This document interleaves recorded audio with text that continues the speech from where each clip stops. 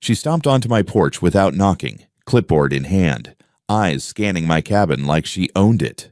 This wasn't the first time a so-called HOA Karen crossed the line, but when she stepped inside to critique my decor, she froze.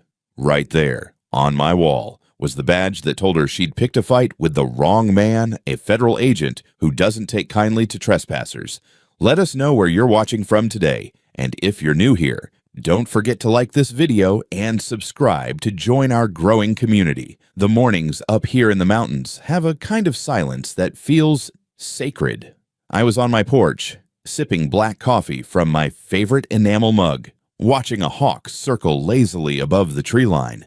The air was sharp and cool, carrying the smell of pine and last night's wood smoke from the cabin's chimney. I built this place for mornings like this where time slows down and the rest of the world feels 100 miles away. That peace shattered when I heard tires crunching on my gravel driveway.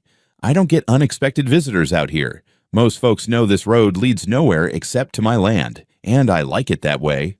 The sound grew louder until I spotted a spotless white SUV, too shiny to belong in these woods, barreling down my driveway like it had every right to be there. The SUV screeched to a stop in front of my porch. Before I could stand, the driver's side door flew open. Out stepped a woman who looked like she'd been dropped here straight from a city office. A bright red blazer, pencil skirt, and high heels on gravel. She clutched a clipboard like it was a weapon. Her posture was stiff, her expression tight and judgmental, like the whole world was out of order and it was her job to fix it. "Morning," I said, rising slowly, coffee in hand. "You lost." She didn't answer. Her sharp gaze scanned my porch like she was appraising property for auction. Her eyes stopped on the wreath I'd hung on my door last winter. It was made of pine branches and twine, nothing fancy, but she looked at it like it was offensive. Then she clicked her pen and scribbled something on her clipboard. "This decor is not compliant with HOA standards," she said, her tone clipped and cold. "That wreath is far too large, and the wind chime unacceptable." For a second, I thought I misheard her. I set my coffee down slowly, trying not to laugh. "Oh, lady, there's no HOA out here. This is private land." Her chin lifted in that self-important way only someone like her could manage. "I represent the Lakeview Community Association. All properties within the district are being brought up to standard. Your cabin falls under our jurisdiction now. We're standardizing exteriors to maintain property values. Yours is unsightly." I couldn't believe what I was hearing. Lakeview. That's 4 miles south. I don't belong to any HOA. I bought this land outright. No strings attached. Her lips tightened like I'd said something personally insulting. "There's been a county reassessment. Whether you signed or not, these guidelines apply." She tapped her clipboard with the pen. "That firewood stack, it needs to be moved. It's an eyesore. My firewood. The same stack I split myself every fall and keep near the porch so I don't have to dig through the snow come winter." I stepped down off the porch, boots crunching on the gravel. "You're kidding me. That stack is my heat source. I'm not moving a damn thing." Her eyes flickered with annoyance, but she didn't back down. "If you'd like to avoid a formal complaint, you'll comply. This is your one warning." I stared at her for a long second. The gall of this woman. "Ma'am," I said slowly, "you're trespassing. Turn that SUV around and leave." She acted like I hadn't said a word. Instead, she stepped right onto my porch, her heels clicking against the old wood boards like nails on a coffin. "Your cabin is bringing down the overall aesthetic." "That mismatched paint." "Mismatched paint?" I interrupted. "That's cedar stain. And it's been on these boards longer than your HOA's been breathing down people's necks." Her pen scratched another note. "Defensive attitude. Non-compliance likely. Recommend follow-up visit." Follow-up visit. I took a step closer, standing between her and my front door. "There's not going to be a follow-up. This is private property. I'll ask you one more time. Step off my porch." She gave a little smirk, the kind of smug grin that said she was used to getting her way. "You can't stop me from documenting violations. I have authority here." Authority. That word set something off in me. Years of working as a federal agent had taught me about real authority, and this woman had none of it. Still, I kept my voice level. "Ma'am, you've got about 2 seconds to get back in your car before this turns into a problem." Instead of listening, she leaned sideways, peering through my cabin door like she was sizing up my living room. That was the last straw. I stepped in front of her, blocking her view. "Do not cross that threshold," I said. She tilted her head, almost daring me. And then, without another word, she stepped right past me and into my cabin. I felt a surge of anger, the kind that makes your blood run hot. She had no idea who she was dealing with. No idea that the badge hanging on my wall wasn't some cheap souvenir, it was the real thing.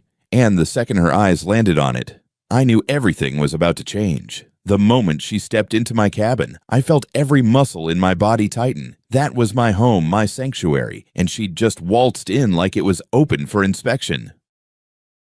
Her heels clicked across the wooden floor as she started glancing at the furniture, the photographs on the mantel, even the quilt draped over the arm of my chair. "This interior," she muttered, jotting notes on her clipboard, "completely non-standard. Dark tones, cluttered arrangements, mismatched furnishings. Frankly, this doesn't reflect the values of the Lakeview community." I followed her inside, my jaw set tight. "Lady, I've been polite, but you just crossed the line. This isn't your community. It's mine, my land, my cabin, my rules. Now get out." She didn't even look up from her clipboard. "Threats won't get you anywhere. If you can't follow guidelines, I'll have to escalate this to the board and possibly county enforcement." County enforcement? I almost laughed, but there was no humor in it. "You really think the sheriff's office gives a damn about my quilt or my woodpile?" She turned to face me, her chin raised like a queen surveying a peasant. "We'll see. I've handled tougher cases than this. Men like you think you can do whatever you want because you're out here alone. But communities have standards for a reason." I took a slow, deliberate step closer, closing the distance between us. "And what makes you think you can walk into a man's home without permission? You're not just trespassing, you're breaking the law." She hesitated for the first time, her pen hovering over the clipboard. "Don't get dramatic. I have the right to perform inspections when necessary." "No, you don't." My voice was steady, low, the kind of tone that carries weight. "There's no HOA out here. And even if there was, no one walks into my house without my say-so. You think you have power because of that clipboard. You're playing a game you don't understand." Her lips curled into a sneer. "Oh, I understand perfectly. You're just another man who thinks he's above the rules. I'll have the county on you faster than you can." That's when her words stopped cold. Her gaze had shifted to the wall behind me. I turned slightly, knowing exactly what she was looking at. My federal badge, mounted in a simple oak frame, hung above the desk. It wasn't just a piece of metal, it was years of service, late nights, and cases that could have gone bad in a heartbeat. She was staring at it like it was a snake ready to strike. Her voice cracked slightly when she spoke again. You're law enforcement." I gave her a slow, measured nod. "Retired federal agent, and I know exactly how the law works down to the letter. Do you know what happens when someone trespasses into a private residence?" She blinked, her confidence draining as the weight of the situation settled in. I was just following HOA protocol. I stepped closer, close enough that she had to tilt her head to look at me. "You're on private property. You have no jurisdiction here. And the fact that you stepped inside after being told not to, that's breaking and entering." Her face flushed. "I didn't mean save it." I interrupted. "I could have you arrested right now. One call, and the sheriff's deputy would be here in 20 minutes. She shifted her weight, her high heels clicking nervously on the floorboards. "Let's not get carried away. Maybe we can talk this through." I folded my arms. "Funny. A minute ago, you were all about rules and compliance. Now you want to talk." Her composure was crumbling, but she still tried to salvage some authority. "You don't need to make this a bigger issue than it is. I was just trying to maintain community standards." I walked to the doorway, holding it open. "There is no community out here, just me, the trees, and the law I know better than you ever will. Now, If you want to leave without me pressing charges, you'll walk out that door right now." She didn't move, her pride keeping her frozen. I waited, watching her face shift between anger and fear. Then she muttered something under her breath, too low for me to catch, and finally stormed past me. The sound of her heels on the porch boards was sharper this time, more frantic. When she reached her SUV, she spun back around, her face flushed red. "This isn't over. I'll bring the board here." "You'll see." I stepped onto the porch, leaning against the post. "Bring whoever you want. But next time, don't set foot past my driveway unless you have a warrant. Understand?" She glared, but I could see the doubt in her eyes now. The badge had rattled her, even if she wouldn't admit it. With a huff, she climbed into her SUV, slammed the door, and sped off down the driveway, kicking up dust in her wake. I stood there for a long moment, the quiet settling back over the property like a blanket. But I knew this wasn't the last time I'd see her. People like her don't back down easily. And if she thought she could intimidate me with her HOA nonsense, she was in for a rude awakening. I knew from the second that white SUV disappeared down my driveway that this wasn't the end of it. HOA Karens don't let go. They dig in like ticks, convinced their authority stretches as far as they can wave a clipboard. I spent the rest of the afternoon splitting firewood, the steady thud of my axe helping me clear the irritation from my head. But deep down, I knew she'd be back. Sure enough, 2 days later, I heard the same sound of tires on gravel, this time louder, bolder, like she was announcing her arrival. I put down the splitting maul and wiped the sweat from my neck just as her SUV came to a stop. She wasn't alone this time. There was a man with her mid-50s, gray suit, shiny shoes that didn't belong in the mountains. He looked like a lawyer who'd never cut wood or patched a roof in his life. Karen climbed out first, already holding her clipboard like a sword. "We're here for a formal inspection," she said before I could get a word in. And this time, I brought our legal advisor. I leaned on my axe handle. "Lady, I told you this land isn't under any HOA. You're wasting your time and his." The man cleared his throat, adjusting his tie like the dust offended him. "Sir, I'm representing the Lakeview Community Association. It's our understanding that your property falls within our expanded district, and there are several violations that need to be addressed. Violations I let out a short, dry laugh. This is a cabin, not a condo. There's no district out here. Did you two even check the county line before marching up my driveway?" Karen smirked, undeterred. "We don't need to check. I've been doing this for years.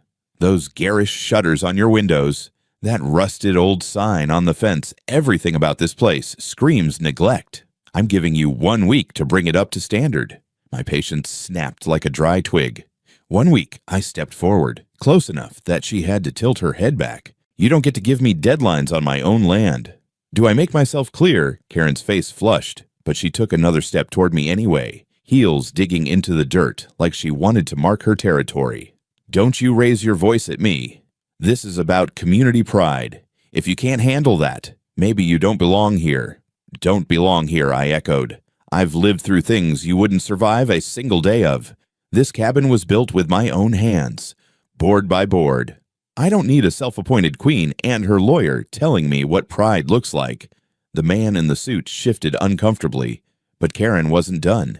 She marched past me toward the porch, her eyes fixed on the cabin door like she was daring me to stop her. "Hey," I barked, stepping in front of her. "You crossed that line again. And we're going to have a real problem." She folded her arms, defiant. "What are you going to do? Intimidate me with that badge of yours?" I stared at her, silent for a moment. The wind rustled the pines behind us, carrying the sharp smell of sap. "I don't need to intimidate anyone," I said finally. "But I will protect what's mine. You're not setting foot inside that cabin again." Karen tilted her head, eyes flashing with something between challenge and spite. "Then I'll call the sheriff. We'll see who's right." I took a step closer, my voice low and deliberate. "Go ahead. Call him. The sheriff's department knows me. They know this land. And they'll tell you the same thing I'm telling you. This isn't your jurisdiction." The man in the suit finally spoke, his tone hesitant. "Karen, maybe we should quiet," she snapped, cutting him off. He's bluffing. I didn't break eye contact. Bluffing. You saw the badge on my wall. That wasn't for decoration. I know how the law works. And right now, you're walking a fine line between harassment and trespassing. One more step, and I'll make sure the sheriff writes it up in black and white. For a moment, silence stretched between us. Her jaw tightened, but I could see a flicker of doubt behind her glare. Still, she wasn't the type to admit defeat. Fine, she spat. But this isn't over. We'll come back with paperwork. You'll regret this attitude. I leaned slightly on my axe, my expression calm but firm. Bring whatever paperwork you want. Just remember this next time you step on my porch without permission, I'll treat it like what it is, a violation of the law. She turned on her heel, muttering under her breath, and stomped back to her SUV. The lawyer followed, clearly embarrassed to be caught in her wake. As they drove off, I watched the dust cloud rise behind them. My jaw set. I knew she meant what she said. She'd come back. And, when she did, I'd be ready. It didn't take long for her threat to turn real. By the next afternoon, I heard that all too familiar rumble of the white SUV climbing the gravel road. I was sitting on the porch sharpening my hunting knife, the steady rhythm of steel against stone keeping my thoughts calm. Sure enough, Karen was back, and this time she brought reinforcements. 2 other people climbed out with her, one with another clipboard, and the other holding a camera like they were here to document a crime scene. Karen's heels struck the gravel with the same sharp rhythm as before. We're conducting a formal documentation of violations, she announced, her voice loud enough to startle a crow from a nearby tree. You will not interfere. I stood, resting my knife on the porch railing. Ma'am, I already told you this isn't HOA property. Whatever game you're playing, it ends here. Now. The man with the camera raised it like he was about to start filming my porch, my face, my cabin, everything. I stepped down onto the dirt path, my boots planting firm in front of him. Point that camera at me again, I said evenly, and I'll consider it harassment. You'll regret it. The man lowered it fast, but Karen wasn't fazed. She smiled, the kind of smile that said she believed she was untouchable. We'll see who regrets this. I'm reporting every violation, and the county will hear about your non-compliance. County, I laughed once, a hard sound. Lady, you keep throwing around words like you know how the law works, but you're standing on land that's older than your HOA's founding papers. You can't rewrite boundaries with a clipboard. Ignoring me, she marched up the porch steps again, scanning the cabin door like she owned it. This color, she said, pointing to the cedar stain, is not approved. And this door hardware cheap. I'll add that to the list. That's enough, I snapped. I moved to block her path, but she didn't stop. Instead, she glanced over my shoulder and saw the open cabin door. It was a warm day, so I'd left it ajar. Her smirk widened. You can't hide violations inside. I stepped between her and the doorway, but she made a bold move. She sidestepped me and pushed the door fully open. My temper flared, but I didn't raise my voice yet. Instead, I followed her inside, my boots thudding against the old wood. She stopped mid-step, eyes locking on the far wall where my federal badge hung in a wooden frame above the desk. For a second, she didn't move. Her hand, still gripping the clipboard, trembled slightly. Is that? She began, her tone suddenly unsure. Yeah, I said, my voice low.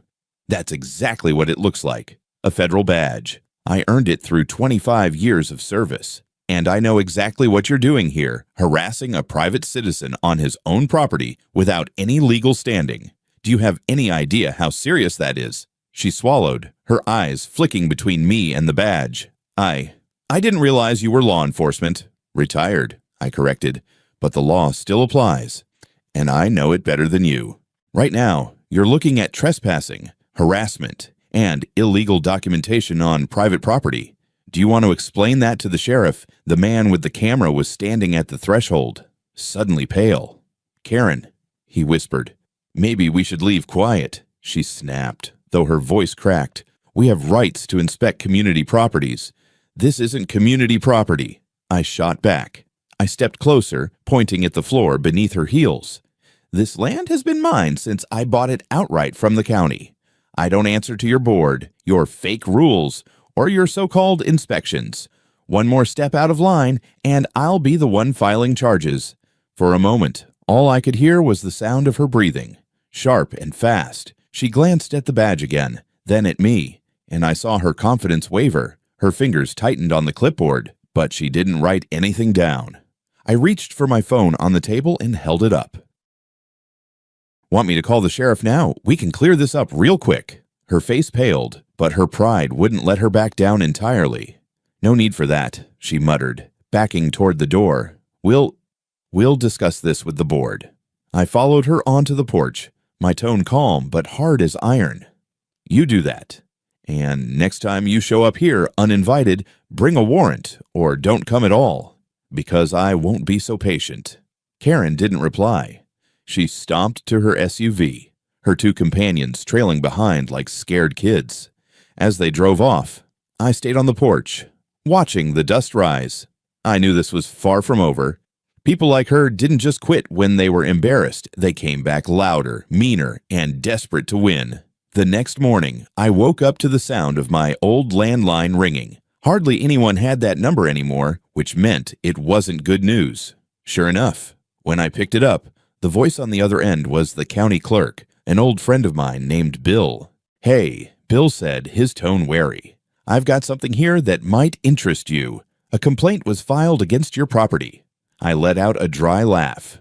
"Let me guess. HOA Karen, you got it," Bill replied. "Apparently, there's a group of them claiming your cabin falls under their Lakeview expansion zone. It's nonsense, but they're making a lot of noise. They even called the sheriff's office asking for an inspection." "Sheriff's office," I repeated, feeling my blood pressure rise. "And what did they say?" Bill chuckled. "Sheriff Tom knows better. He told them to back off, but I'd be careful. They sound like they're cooking up something bigger. You know how these types are loud voices, no real power, but they try to wear you down. Let them try," I said firmly. "I'm not budging." After hanging up, I sat down at my kitchen table, thinking about my next move. Karen wasn't just some nosy neighbor. She was organized, and she had the kind of stubbornness that made people dangerous when they felt cornered. I knew she'd be back, and I needed to be ready. By mid-afternoon, I heard engines again this time. 2 vehicles. Karen's white SUV led the way, followed by a dark pickup truck with a custom logo on the side, Lakeview Community Security. I shook my head. Security out here. It was laughable. I stood on the porch as they pulled up, arms crossed, waiting. Karen got out first, looking smug as ever. Beside her was a tall, broad man dressed in a black uniform with a fake-looking badge pinned to his chest. He had the build of a gym rat, but the expression of someone who didn't think before acting. "Mr." She glanced at her clipboard, pretending she didn't know my name. "Mr. Daniels. We're here for an official inspection and to enforce compliance." Compliance with what I asked flatly. "With HOA regulations," she said, her voice sharp. "And this time, we have security with us." She gestured to the man beside her like he was some kind of hired muscle. I gave him a slow once-over. "You working for the county?" I asked. He shifted uncomfortably.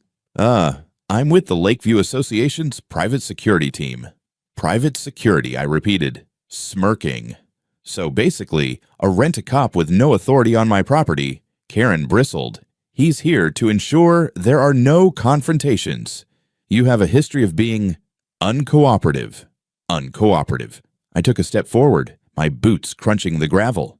"You've trespassed onto my land twice, and now you're bringing back up like this is some kind of war.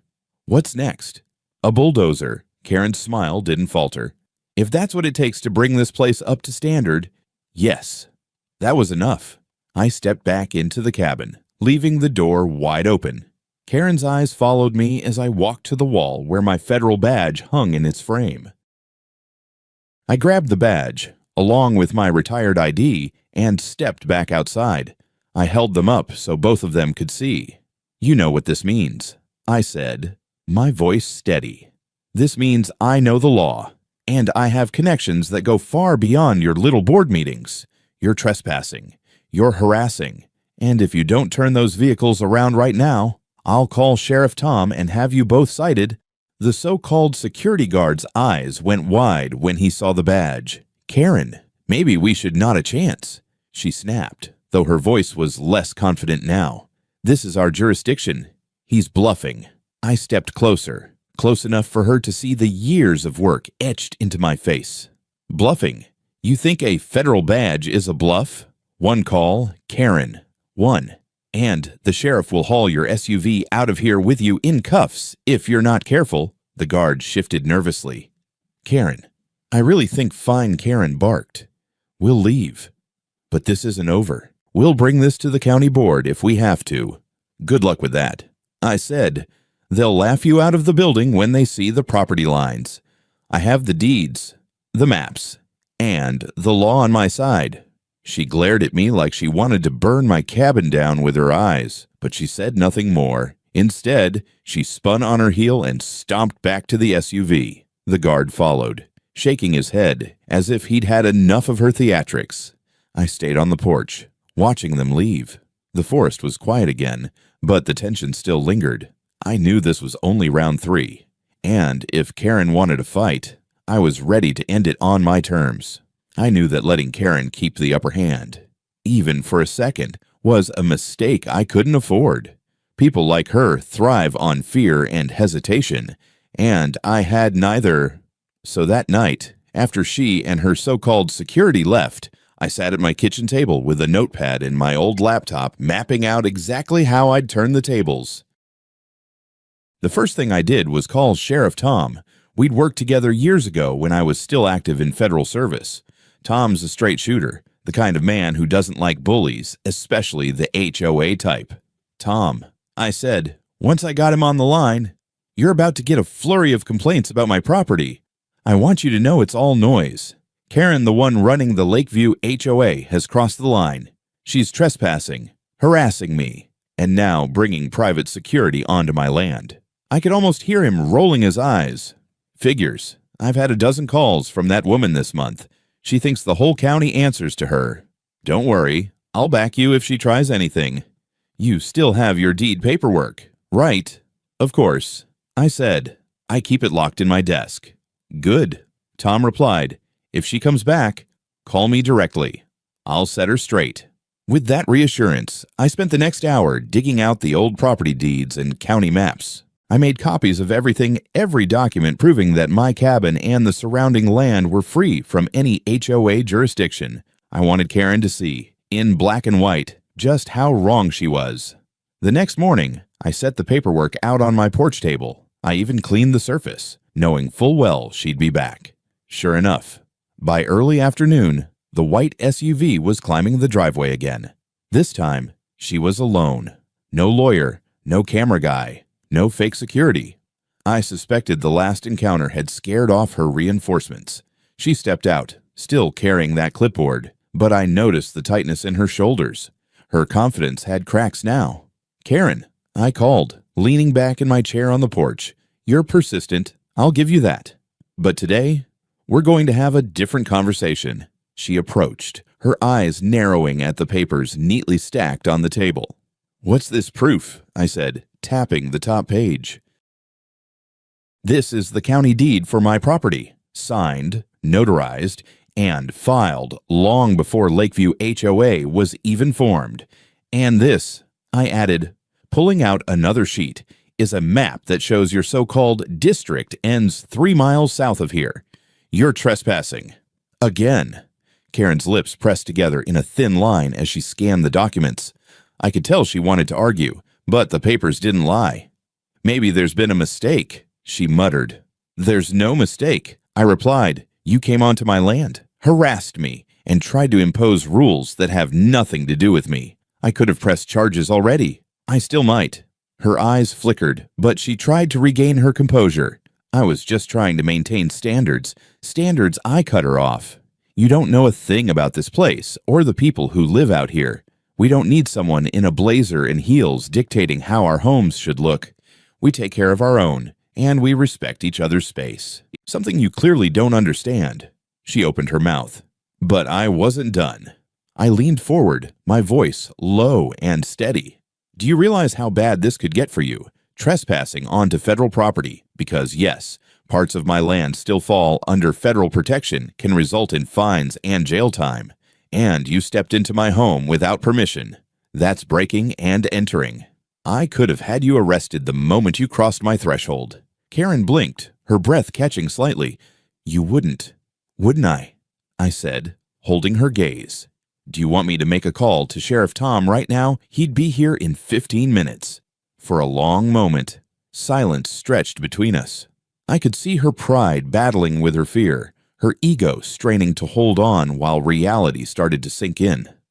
Finally, she lowered the clipboard slightly, her fingers tightening on its edge.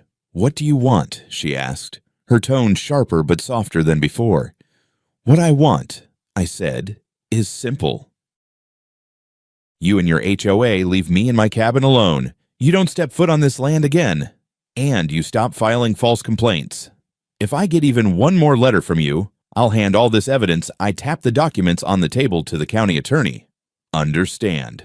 Karen stared at me for a moment, her jaw tightening, but she didn't argue. Instead, she turned on her heel, walking briskly back to her SUV. She didn't say another word as she slammed the door and drove off. I sat back in my chair watching her taillights vanish down the driveway. I had the upper hand now, but I knew her type. She wasn't done yet. If I wanted this to end once and for all, I'd need to make the next move. After Karen's last visit, I decided to go on the offensive. I wasn't going to sit around and wait for her next stunt.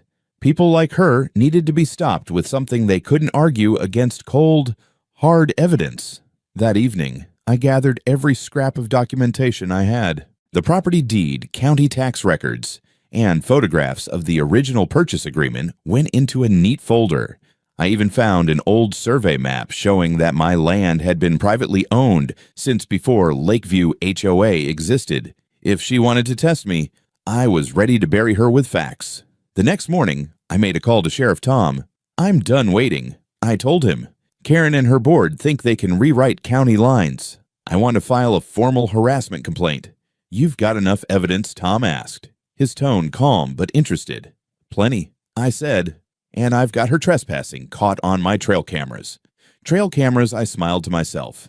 "Yeah, I set them up last winter after a bear came too close for comfort. Turns out they're just as good for catching nosy HOA presidents." Tom chuckled. "All right, bring it in. I'll take care of the paperwork and make sure this doesn't drag out any longer." By noon, I was sitting in Tom's office, the folder spread out on his desk. He leafed through it with that slow, careful attention of a man who's seen every kind of dispute but still knows when something's dead serious. "This is solid," he said, tapping one of the photos. "And with these camera images, we've got her on video stepping into your cabin. That's breaking and entering. No question." I nodded. "I'm not looking to throw her in jail unless I have to, but I want this nonsense to stop. For good." Tom leaned back in his chair. "I'll call her down here. We'll have a conversation. If she refuses to back off, we'll press charges." "Sound good." "Sounds perfect," I said. Karen didn't know I'd be there when Tom called her to the station later that afternoon. I stayed quiet in the corner of the sheriff's office as she walked in, clipboard in hand, still wearing that bright blazer like armor. "Mrs. Parker," Tom began, using her full name with a tone that made it sound more like a summons than a greeting. "We need to talk about your repeated visits to Mr. Daniel's property." Karen blinked when she saw me in the corner.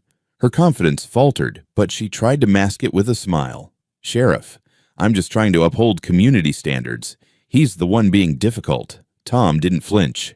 "Community standards don't apply to his land. I've reviewed the property records myself. You and your HOA have no jurisdiction there. None." Karen's smile wavered. "But the board, Mrs. Parker," Tom interrupted, his tone firm. "You entered his home without permission. That's a crime. We have the footage and multiple witnesses. If Mr. Daniels decides to press charges, you could face serious consequences." Karen's head snapped toward me, her face paling. "You wouldn't." I stood, stepping forward. "Wouldn't I?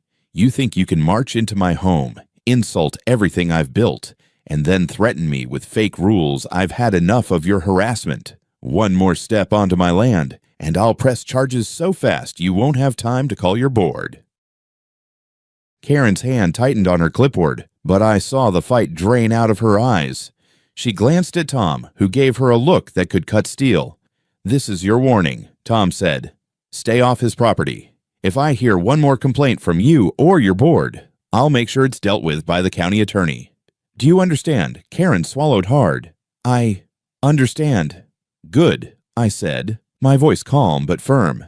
"We're done here." She nodded once, her pride wounded, and hurried out of the office.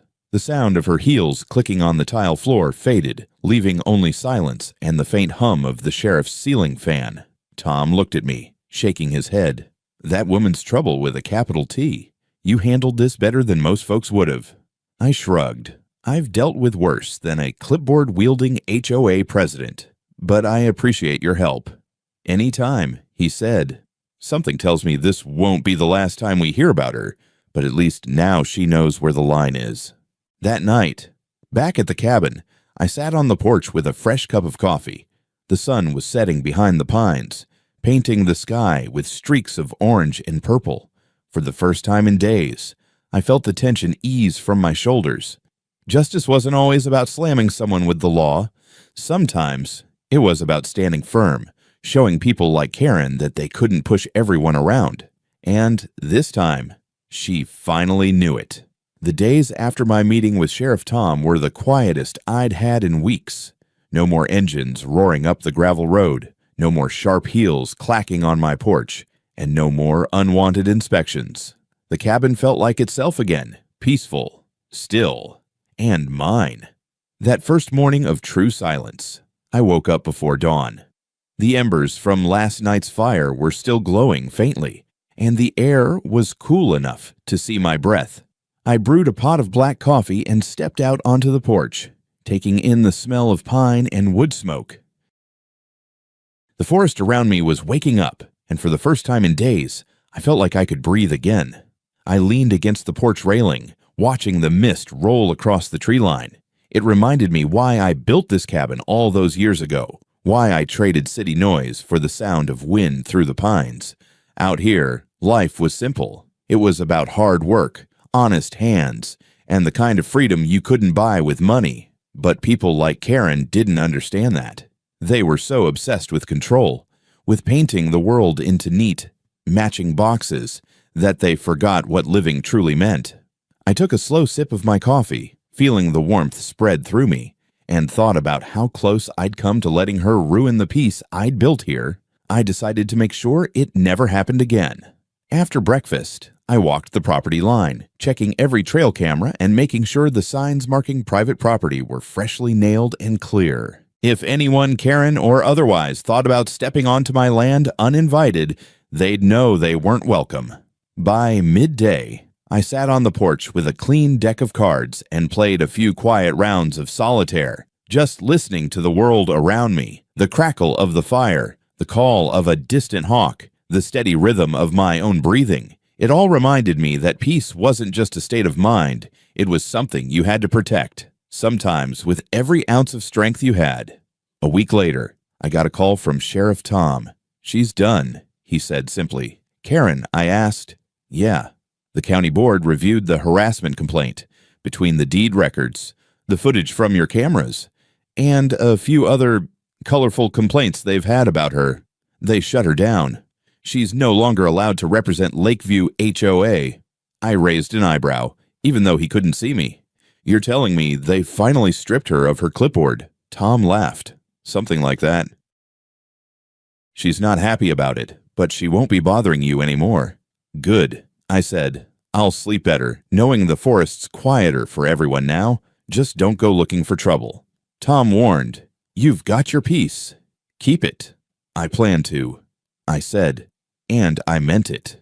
That evening, I sat by the fire inside the cabin, watching the flames dance across the old stone hearth.